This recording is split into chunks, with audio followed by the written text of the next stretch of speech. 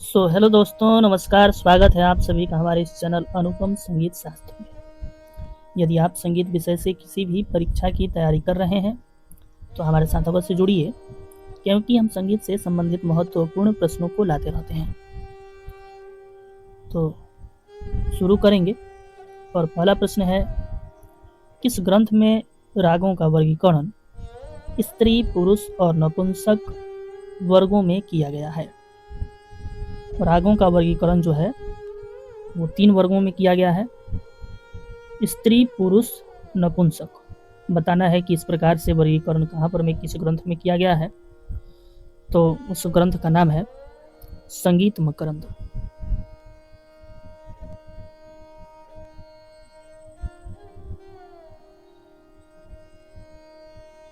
संगीत मकरंद, ठीक है। संगीत मकरंद उस ग्रंथ का नाम है। अगला प्रश्न है, अभिनव भारती जो ग्रंथ है उसके लेखक कौन है? तो नाम से ही प्रतीत हो रहा होगा कि इसके लेखक अभिनव गुप्त हैं।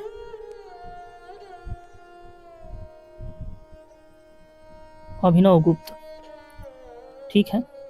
और यह जो अभिनव भारती ग्रंथ है यह क्या है जी? तो यह एक टीका है। यह एक टीका ग्रंथ है। और किस पर टीका है जी? किस ग्रंथ पर टीका है? तो यह नाट्य शास्त्र पर टीका है।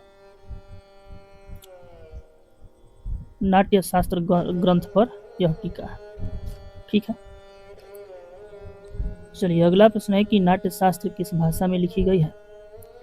नाट्य शास्त्र जो ग्रंथ लिखा गया है और जो कि भरत मुनि जी के द्वारा लिखा गया है, यह किस भाषा में लिखा गया है? तो यह आपका संस्कृत में लिखा गया है। संस्कृत भाषा में लिखा गया है। अगला प्रश्न है कि नाट्य शास्त्र के किस अध्याय में संगीत की चर्चा है? नाट्य शास्त्र के किस अध्याय में संगीत की चर्चा है? तो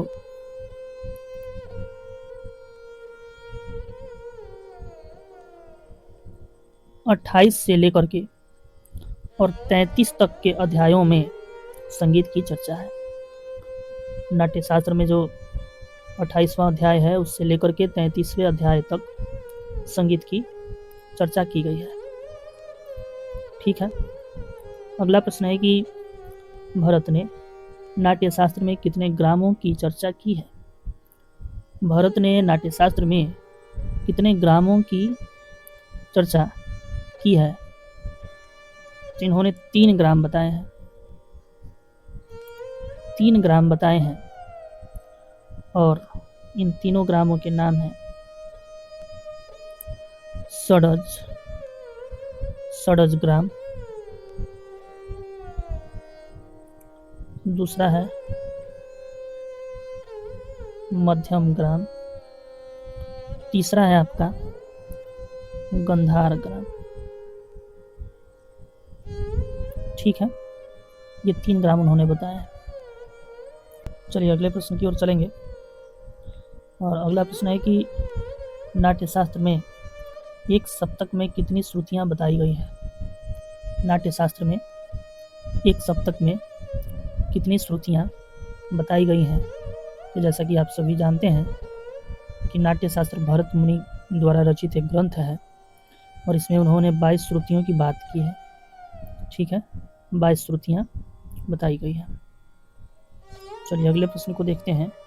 भरत ने वाद्यों को कितने वर्गों में वर्गीकृत किया है? जितने भी वाद्य हैं उनको भरत जी ने कितने वर्गों में बांटा है? तो 4 वर्गों में बांटा है। 4 वर्गों में बांटा है। बात करें यदि पहला वर्ग कौन सा है, तो पहला वर्ग है आपका तत्वाद्य। तत्वाद्य। दूसरा वर्ग है अवनद वाद्य। अवनद वाद्य। तीसरा वर्ग कौन सा है जी? तो घन वाद्य। तीसरा वर्ग है घन वाद्य। और चौथा वर्ग कौन सा है? तो ये आपका सुशीर वाद्य। चौथा वर्ग है सुशीर वाद्य। अब यदि थोड़ा सा इसके डिटेल में जाएं तो तत्ववाद्य उन वाद्यों को कहते हैं जिन्हें तार की सहायता से बजाया जाता है, या फिर जिन वाद्यों में तार होता है। क्या होता है? तार होता है। ठीक है, जैसे सितार इत्यादि। और अवनद वाद्यों की बात करें तो जिसे चमड़ा से मढ़ा जाता है, जिसे चमड़ा से क्या किया जाता है? मढ़ा जाता है। जैसे इसका सबसे बड़ा उदाहरण है तबला या फिर पखावज इत्यादि। और घन वाद्य जिसमें धातुओं का प्रयोग होता है, और इसका सबसे बड़ा उदाहरण है घंटा। घंटा आप देखे होंगे, ये आपका एक घन वाद्य है। और सुशील वाद्य का सबसे बड़ा उदाहरण है शहनाई, मान लीजिए, बांसुरी, हारमोनियम इत्यादि, जिसमें हवा से ध्वनि उत्पन्न होती है। जिसमें हवा से ध्वनि उत्पन्न होती है सुशील वाद्य कहलाते हैं। ठीक है, तो यहाँ पर बंसी भी लिख सकते हैं, शहनाई भी, या फिर बांसुरी, जो कुछ भी। ठीक है, अगला प्रश्न है कि प्राचीन में कितने ग्राम थे? प्राचीन यानी पुराने समय में कितने ग्राम थे? 3 ही ग्राम थे। 3 ग्राम थे, वही जो पीछे हमने आपको बताया, षडज, मध्यम और गंधार ग्राम। इसी गंधार ग्राम को निषाद ग्राम भी कहा गया है। और ये निषाद ग्राम जो है ये अधिक प्रयोग में नहीं रहा। ठीक है। अगला प्रश्न है नारदीय शिक्षा को कितने भागों में लिखा गया है? तो नारदीय शिक्षा नारद जी के द्वारा लिखित ग्रंथ है, जिसे 2 भागों में लिखा गया है। ऐसा नहीं है कि 2 भागों में लिखा गया है मतलब अलग अलग पुस्तक है, एक ही पुस्तक में उसके 2 भाग किए गए हैं। ठीक है, चलिए अगला प्रश्न है कि नारदीय शिक्षा का पहला भाग किससे संबंधित है? तो जैसा कि अभी ऊपर हमने बताया तो कि नारदीय शिक्षा जो है 2 भागों में लिखा गया है, और पहला भाग आपको बताना है कि किससे संबंधित है। तो इनका पहला भाग जो है वो संगीत एवं संगीत शब्दावली से संबंधित है। लिखेंगे संगीत एवं संगीत शब्दावली। संगीत एवं संगीत शब्दावली, जैसे ग्राम, मूर्छना, तान, ना, स्वर इत्यादि। ठीक है, अगला प्रश्न है कि नारदीय शिक्षा का दूसरा भाग जो है वो किससे संबंधित है? तो नारदीय शिक्षा का दूसरा भाग वैदिक संगीत एवं इसके नियमों से संबंधित है। तो यहाँ पर हम लिख देंगे कि वैदिक संगीत से, वैदिक संगीत से। अगला प्रश्न है कि कौन सा ग्रंथ षडज और मध्यम ग्राम के साथ गंधार ग्राम के भी स्वरों और मूर्छनाओं की जानकारी प्रदान करता है?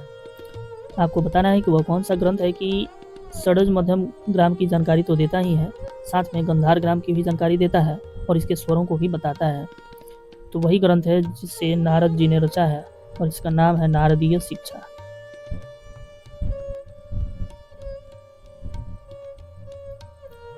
नारदीय शिक्षा। चलिए अगला प्रश्न है कि नाट्यशास्त्र मूल रूप से किस कला के लिए लिखा गया ग्रंथ है? तो नाट्यशास्त्र जो है ये मूल रूप से नाटक के लिए लिखा गया ग्रंथ है। अब चूंकि आप सभी जानते हैं कि जब भी नाटक खेला जाता है तो वहाँ पर हमें संगीत की ज़रूरत पड़ती है, इसलिए इसमें संगीत की भी चर्चा की गई है। ठीक है, नाटक का जो अभिन्न अंग है, इसलिए यहाँ पर चूंकि संगीत जो है वो नृत्य और प्राचीन भारतीय नाटक का अभिन्न अंग है, इसलिए इसमें इसको शामिल किया गया है और उसको भी उन्होंने बताया है। ठीक है, अगले प्रश्न को देखेंगे। वह ग्रंथ जहाँ हम पहली बार राग शब्द के बारे में जानते हैं उसका नाम क्या है? वह कौन सा ग्रंथ है जिसमें राग शब्द की जिक्र होती है और यह पहली बार देखा जाता है उस ग्रंथ में? इसके पहले किसी ग्रंथ में हम राग शब्द को नहीं सुनते हैं और ना ही देखते हैं। तो उस ग्रंथ का नाम है बृहदेशी। बृहदेशी उस ग्रंथ का नाम है। ठीक है, और इसके रचनाकार कौन है? तो मतंग मुनि है। हाँ, मतंग मुनि। मतंग मुनि इसके रचनाकार हैं बृहदेशी ग्रंथ के, और 8वीं शताब्दी के लगभग, 8वीं सदी के लगभग इसको रचा गया है उनके द्वारा। ठीक है, अगला प्रश्न है कि नाट्यशास्त्र पर लिखी कौन सी टीका प्राप्त होती है? नाट्यशास्त्र पर लिखित कौन सी टीका प्राप्त होती है? तो ऊपर हमने अभी आपको बताया था कि अभिनव भारती जो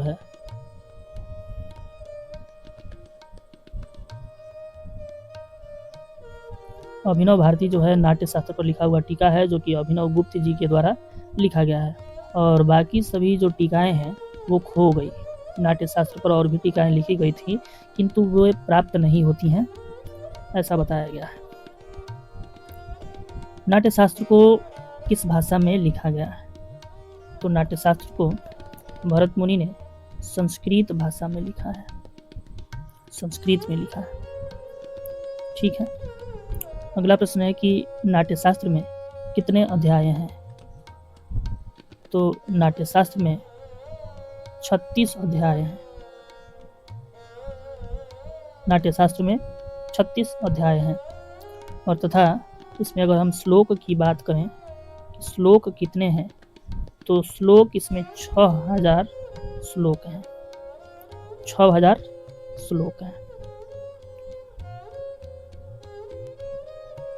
ठीक है।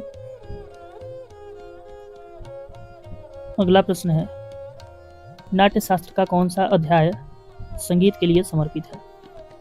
नाट्यशास्त्र का कौन सा अध्याय जो है वो संगीत के लिए समर्पित है? तो शायद ऊपर हमने बताया था कि 28 से लेकर के 33 तक का जो अध्याय है वो संगीत के लिए इन्होंने समर्पित किया है। और कुल मिलाकर के कितने अध्याय हैं? तो 6 अध्याय हैं, कुल 6 अध्याय हैं।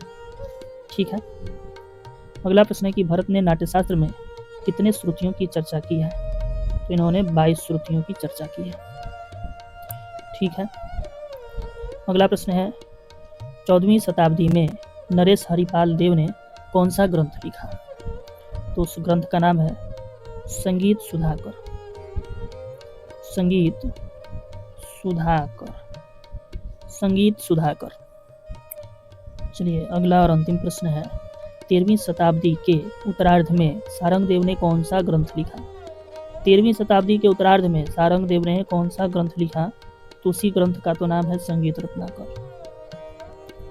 संगीत रत्नाकर, संगीत रत्नाकर। तो इतने ही प्रश्नों के साथ समाप्त करेंगे। यदि प्रश्न अच्छे लगे हैं, वीडियो पसंद आया है तो लाइक कीजिए, और अगर चैनल पे नए हैं तो सब्सक्राइब भी जरूर कर लीजिए। धन्यवाद।